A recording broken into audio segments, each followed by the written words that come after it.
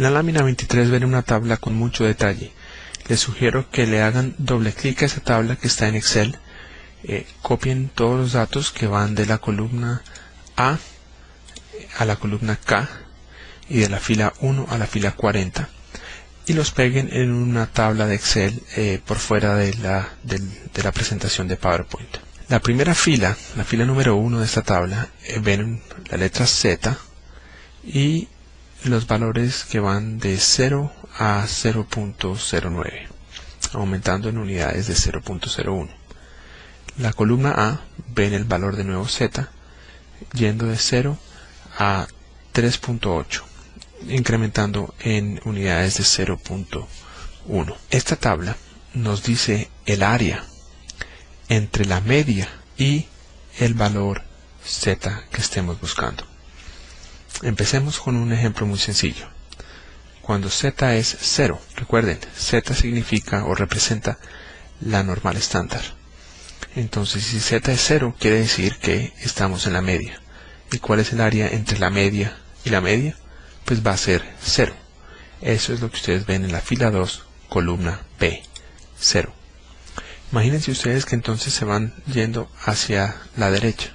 Encuentren ustedes el valor en la fila 2, columna K, 0.0359. Este valor indica que entre la media y la normal estándar, o la Z, 0.09, el área es de 3.59%. Ahora vamos al valor, por ejemplo, 1.0. Ese valor 1.0 de Z está en la fila número 12, columna B, 1.0. Primero se lee la columna A y después se le suma la fila número 1. Entonces en la columna A yo voy a 1 y en la fila 1 voy a la columna B porque es 0. El valor es 0.3413. Quiere decir que cuando estoy a una desviación estándar de la media, tengo 34.13% del área entre la media y una desviación estándar, que es precisamente el valor que había presentado yo anteriormente y que ustedes les había pedido me creyeran. Vamos, por ejemplo, al valor 2.0. Ese valor está en la fila 22, columna B. Esto quiere decir que a dos desviaciones estándares de la media, entre la media y ese valor hay 47.72% del área. Ahora vamos, por ejemplo, a ver el valor 2.15. El valor 2.15 está en la fila 23, la columna G. 2.1 más 0.05 es 2.15, quiere decir que el 48.42% de las observaciones están entre la media y 2.15. Vámonos ahora al valor 3.89, es decir, el valor de abajo a la derecha en nuestra tabla, fila 40, columna K. Esto quiere decir que el 49.9% de las observaciones están entre la media y el valor 3.89. Esta es la tabla Z. Pensando entonces en la lámina número 23, queremos encontrar para una normal estándar de 1.5, queremos encontrar cuál es el área a la derecha de 1.5. Para eso vamos a la tabla de la normal estándar, a la tabla Z, y encontramos que para Z igual a 1.5, es decir, el valor en la fila 17, columna B, nos muestra que el 43.32% de las observaciones están entre la media y 1.5. Pero eso no es lo que yo quiero encontrar. Quiero encontrar exactamente lo que está a la derecha de 1.5. No entre la media y 1.5, sino a la derecha de 1.5. Por tanto, de nuevo, hago la diferencia entre 50% y 43.2%, y eso me dice que 6.67% de la muestra sería mayor a 1.5. Lo fundamental para poder interpretar esta tabla de Z es entender que esta tabla nos da la proporción desde la media hasta el valor Z. Eso es lo más importante.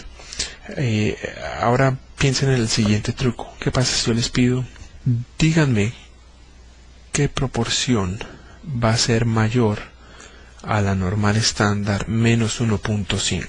No 1.5, sino menos 1.5. Es decir, si me paro a 1.5 desviaciones estándares de la media hacia la izquierda, por el de ahí el número negativo, ¿cuál es el área a la derecha? Va a ser 50% más 43.2%. Es decir, el 93.2% de las observaciones van a estar mayores a menos 1.5. La clave aquí es que uno le quita el menos y mira en la tabla Z, porque como hay simetría, no hay necesidad de replicar la tabla Z para los valores negativos. Simplemente miro el valor absoluto, es decir 1.5, y miro el área, y esa va a ser el área entre la media y el valor Z, ya sea a la izquierda o a la derecha de la media. Vamos a hacer otro ejemplo. Una muestra tiene un valor de 80. ¿Cuál es su valor normal estándar? Si la media es 100 y la desviación estándar es 10, sería 80 menos 100 sobre 10, o sea, menos 2.0. ¿Qué porcentaje de las muestras son mayores que 80? De nuevo, utilizando el valor de la normal estándar, que es menos 2, vamos a la tabla, pero en vez de utilizar menos 2, utilizamos 2.0.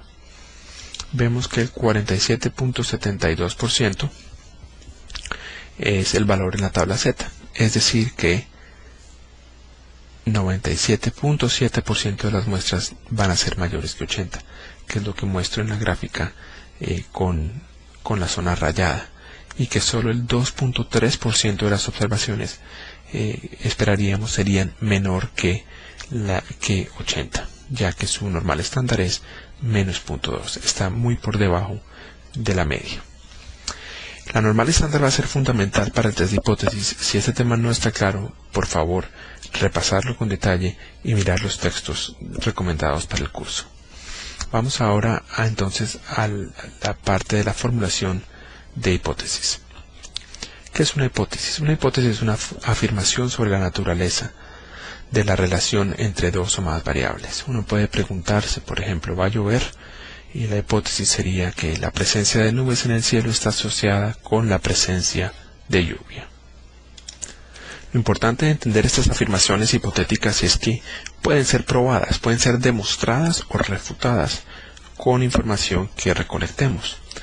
Ejemplo, hipótesis en nuestras áreas de estudio serían: existe una relación entre la regulación de usos de suelo y los precios, de tal manera que las ciudades más reguladas presentan mayores precios del suelo.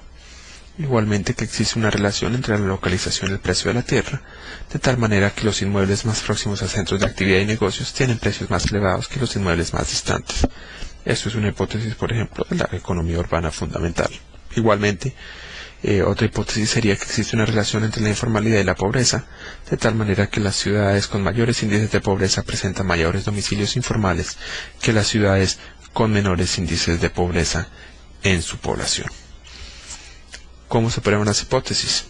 Vamos a hacer recolección de información para determinar si la hipótesis es cierta o no. En muchos casos no vamos a estar 100% seguros de que la hipótesis sea cierta, pero vamos a tener una alta confiabilidad de que lo sea, y nosotros mismos vamos a poder determinar ese grado de confiabilidad. Claro, si queremos estar 100% ciertos o 99.9% ciertos, pues vamos a necesitar muchísimos más datos que si queremos estar 90 o 95% ciertos de que la hipótesis ya sea refutada o sea aceptada. Para hacer la prueba de una hipótesis se pueden utilizar dos procesos generales, ya sea un proceso inductivo o un proceso deductivo. El proceso inductivo va de lo particular a lo general. Los procesos deductivos se centran en lo general, siguiendo pasos de deducción. recolectamos los datos en la naturaleza y podemos determinar si la hipótesis es cierta o no. ¿Cómo se formulan las hipótesis para la inferencia estadística? Normalmente se formulan dos hipótesis. La hipótesis nula, que tiende a ser la hipótesis que determina que no hay diferencia entre dos parámetros que estemos comparando. La afirmación indica que para la población, dos variables son iguales o que una variable es igual a un valor. La hipótesis alternativa afirma que para la población las dos variables difieren o la variable es menor o mayor a cierto valor que se espera. Esa realmente va a ser la hipótesis de la investigación, la hipótesis de la pesquisa. El conocimiento se construye al probar la falacia de la hipótesis nula o la vericidad de la hipótesis nula. La única manera de probar la hipótesis alternativa es demostrando que la hipótesis nula es falsa. Si algo no es igual, si no podemos confirmar que algo es igual, entonces podemos decir que algo no va a ser igual. Y vamos a utilizar distintos grados de confiabilidad para poder hacer esa afirmación. El ejemplo que vamos a utilizar ahora es presentado en la lámina número 30, discutiendo cuestiones de adquisición de tierra e ideología política. Queremos saber si alcaldes, por ejemplo, con ideales o tintes de izquierda, adquieren tierra para proyectos de vivienda con métodos que están por fuera del sistema de mercado de la tierra, en comparación con alcaldes que tienen tintes de derecha. Por ejemplo, sabemos la proporción de tierra adquirida por cada alcalde por vías de expropiación administrativa para todas las ciudades de algún país, por ejemplo Colombia. Podemos formular la hipótesis diciendo que para la población el promedio o la media de la tierra adquirida por los alcaldes identificados con ideales de izquierda es igual a la media de alcaldes identificados con ideología de derecha. La hipótesis nula sería que los dos son diferentes. Digamos que para la población es 83.18% para los alcaldes de izquierda y 22.25% para los alcaldes de derecha. Es decir, que parece que los alcaldes de izquierda, o no parece, estamos seguros que para los alcaldes de izquierda se utilizan más la expropiación por vía administrativa. ¿Por qué estamos seguros de eso? Porque estas son medidas para la población. Noten que estoy usando la letra griega mu, es decir, estoy hablando de la media para la población. No tengo necesidad de hacer ninguna prueba de significancia porque tengo información sobre toda la población de alcaldes y puedo decir fácilmente que mu izquierda es mayor a mu derecha y con esto rechazo mi hipótesis nula y acepto mi hipótesis alternativa. Relajamos una de estas condiciones diciendo no sabemos la media de la población de los alcaldes de derecha, más bien tenemos una muestra. Sí sabemos, en contraste, la media para la población de alcaldes de izquierda es 83.18%, como presentamos anteriormente, pero nuestra muestra para alcaldes de derecha nos dice que es del 23.3%. Tenemos el caso que es más común. No sabemos las medidas de la media para la población, ya sea para los alcaldes de un lado o de otro, pero sí lo sabemos para las muestras. Para el alcalde de izquierda es 23% y para los alcaldes de derecha es 83.18%. En los dos ejemplos anteriores no sabemos la media de la población. Tenemos un error en la muestra, tenemos información en la muestra que no es exacta. El hecho que las muestras tengan medias distintas podría ser una coincidencia. De igual manera, si las muestras tienen medias iguales, esto podría ser una coincidencia. Tenemos, por lo tanto, que incluir información del error en nuestras pruebas de significancia. La hipótesis en ambos casos es la misma. Queremos saber si la media de las dos poblaciones son diferentes. La hipótesis nula sería que son iguales. La hipótesis alternativa sería que son diferentes. Tenemos que incluir la información de la dispersión porque nos ayuda a saber qué tan diferentes son las medias en la realidad. Para poder hacer esa comparación, entonces vamos a empezar a discutir lo que se llama intervalos de confianza.